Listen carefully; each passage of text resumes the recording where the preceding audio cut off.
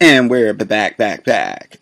So today we are going to discuss the type tool, but this time we're going to continue forward from our previous lesson, which was our first one on area type, and we did our regular line type, and now we're going to discuss vertical type and typing on a path. All right. So right now we look at this type, and this is going from left to right. It could go from right to left, whatever, but it's horizontal. Vertical type is the exact opposite of that. It goes from top to bottom. Okay, so essentially what you do is you click on your type tool and you go down to vertical type tool and you let go. And anywhere you click, and you'll notice that the cursor actually changes. Anywhere you click, this is the cursor for regular type. Notice how it's actually vertical, but if you were to click on the vertical type tool, it's now horizontal, which means that the type is going to go in the direction that the vertical type tool is. So when we start typing, this is what we get. All right, so that's how you use the vertical type tool. Now, I almost would never ever use this, ever. Like and one of the things I was actually taught, and it's up to you whether or not you want to use it, is that you almost never use type in a vertical manner, and it's all about legibility. Now, granted, sometimes you're looking to develop type and you don't necessarily need it to be legible. It has to be a design element, but this is how you would do it if you needed to just use the tool, other than creating individual letters and then, aligning them accordingly. But this is how you would do it with the vertical type tool. Okay, so we'll place that there and leave it there. The next thing we're going to discuss is typing on a path. Now, I want to combine area type, type on a path, vertical area type, and vertical type on a path as one portion. And the reason being is because they all require a path in order to work. So we need you to create a shape. It can be a rectangle, but it has to be a path. It can be two combined shapes, whatever the case may be, but it absolutely has to be a path.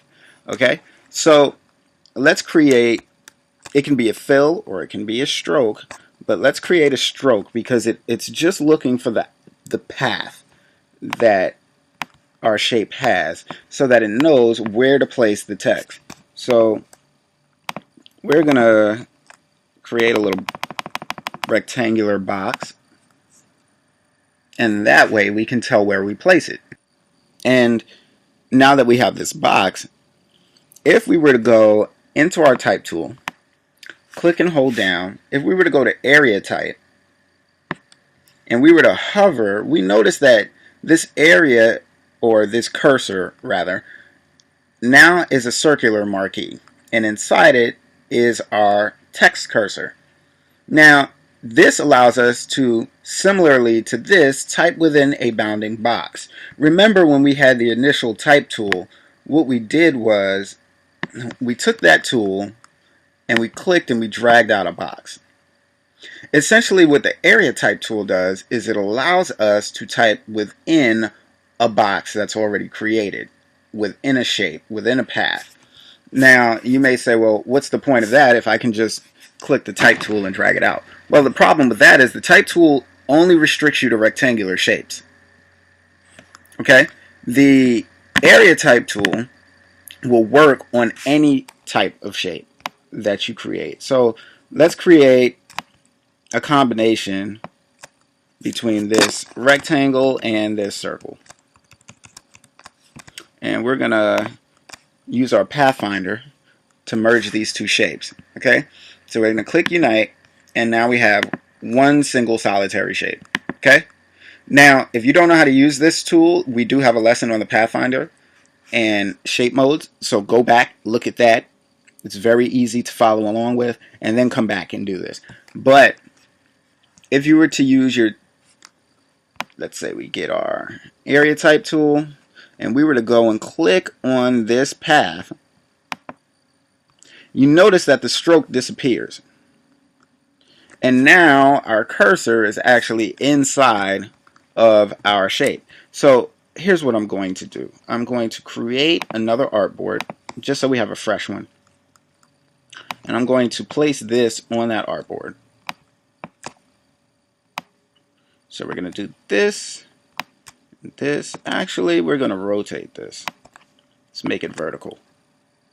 And let's align it to the center of our artboard. Almost looks like a keyhole. So we're then going to click our area type tool.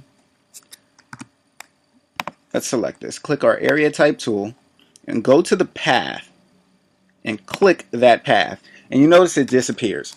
And now when we type, you'll notice our type fits within the bounding box of the shape that we've created. Precisely the shape we created. And these are unique tricks you may want to use if, let's say, you are creating something and in creating it you need it to fit within a shape, and that is exactly how you would make that happen. Okay?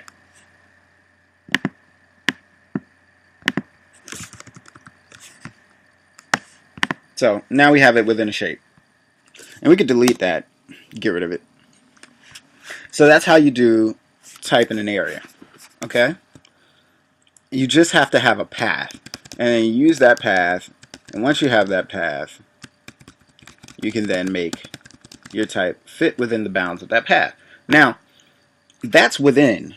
Now, if we were to click our type on a path tool, we go into our type option, we click type on a path, and do the same thing. You'll notice this time it doesn't have a circular marquee around it. It just has a path that kind of strikes through our cursor marker. And when we click it, we'll notice that we now have a cursor, but it seems like it's on top of it. And if we were to start typing, you notice now our typing, it fits to the box that we have. And if you hit escape, you'll notice that this is how it looks. It's going around the entire shape of our object or of our path. Now, click this again, and you'll notice there are two things that I want to point out. Actually, three. There is a line back here. There's a line right here. And then there's a line right here. These lines are going to govern exactly how these words look along this path, where they start, end, and whether they're inverted. So if you were to grab the first line, if you notice, and it might be difficult to see, let's zoom in.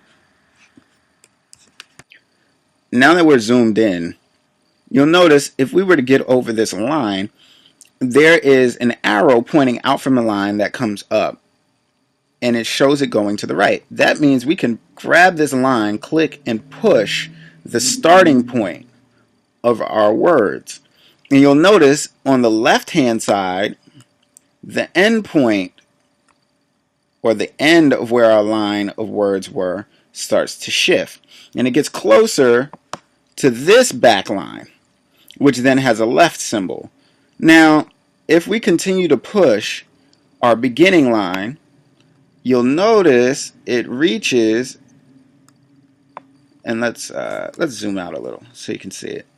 It reaches our end point, and then our words start to disappear. And it's doing that because this is the point we govern where our words stop.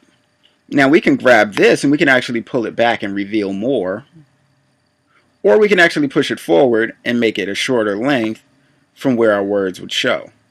And you can tell which words will then not show, because when they're highlighted blue, it means they're showing. When they're showing as black, that means they will disappear.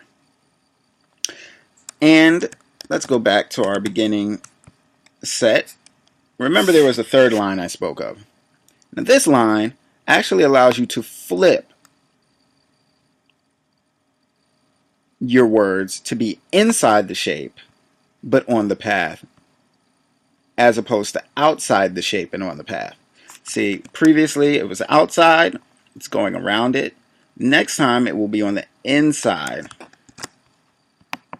And that's all governed by the one line that's in the middle. And you'll notice it here. And that has a vertical arrow. So we can flip it in and out. So let's get our shape back. And then the same thing goes for vertical type that's in an area and vertical type on a path. So I'll show you those real quick. Vertical type on an area, if we were to click the path, we then create vertical type.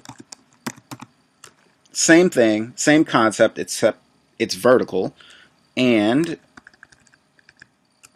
if we were to click